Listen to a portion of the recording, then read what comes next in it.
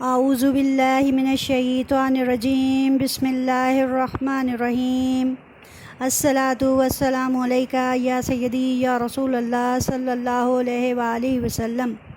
السلام علیکم ناظرین کرام، آج ہم خانہ کعبہ کی تاریخی عمارت کے مقام ابراہیم پر چلتے ہیں۔ مقام ابراہیم علیہ السلام دراصل وہ پتھر ہے جہاں حضرت ابراہیم علیہ السلام نے کھڑے ہو کر خانہ کعبہ کی عمارت تعمیر کی تھی، جہاں ان کے پاؤں مبارک کا نقش جو ہے وہ ثبت ہو گیا۔ حضرت اسماعیل علیہ السلام پتھر اور گارا پکڑاتے تو حضرت ابراہیم علیہ السلام جس پتھر پر کھڑے ہوتے تھے وہ معجزانہ طور پر خود ہی اونچا اور نیچا ہو جاتا۔ کیا ہی اعلیٰ لفٹ تھی! جب اللہ اپنے بندوں سے کوئی کام کرواتا ہے تو ناظرین خود ان کے ساتھ ہو جاتا ہے۔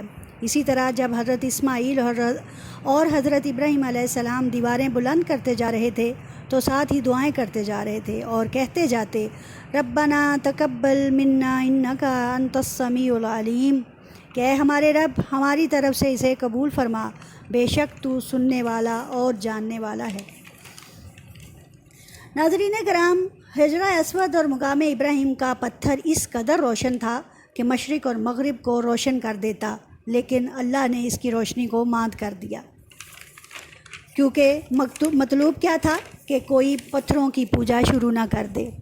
کیا آپ جانتے ہیں کہ حضرت عمر فاروق رضی اللہ تعالیٰ عنہ کی 3 خواہشات اللہ تعالیٰ نے پوری فرمائیں؟ ان میں سے ایک مقام ابراہیم ہے، جس کو بطور جائے نماز یعنی مصلی بنایا گیا، نماز پڑھنے کی جگہ جہاں نماز پڑھی جاتی ہے، جہاں طواف پورا ہونے پر حاجی 2 رکعت نفل نماز ادا کرتے ہیں، اور اس کا حکم سورۃ البقرہ میں آیا ہے۔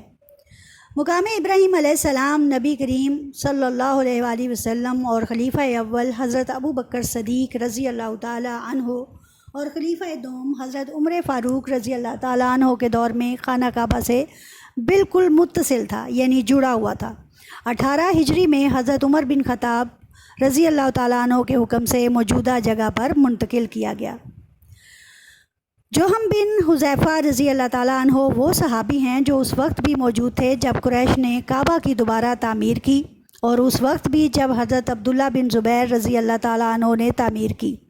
وہ فرماتے ہیں کہ حضور صلی اللہ علیہ وآلہ وسلم کے نالین مبارک بہت حد تک حضرت ابراہیم علیہ السلام کے نالین مبارک سے مشابہت رکھتے تھے۔ حضور صلی اللہ علیہ وآلہ وسلم نے خود ارشاد فرمایا کہ حضرت ابراہیم علیہ السلام کی ساری اولاد میں سے وہ میں ہی ہوں جو ان سب سے زیادہ مشابہت رکھتا ہوں۔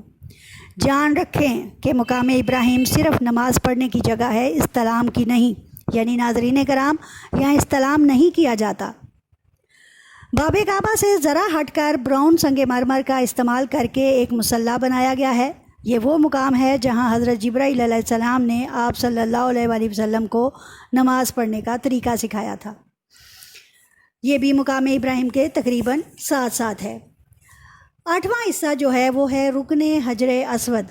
رکن کا لفظ یہاں 4 بار استعمال ہوا ہے، اور رکن 4 کونوں کے لیے استعمال کیا جاتا ہے۔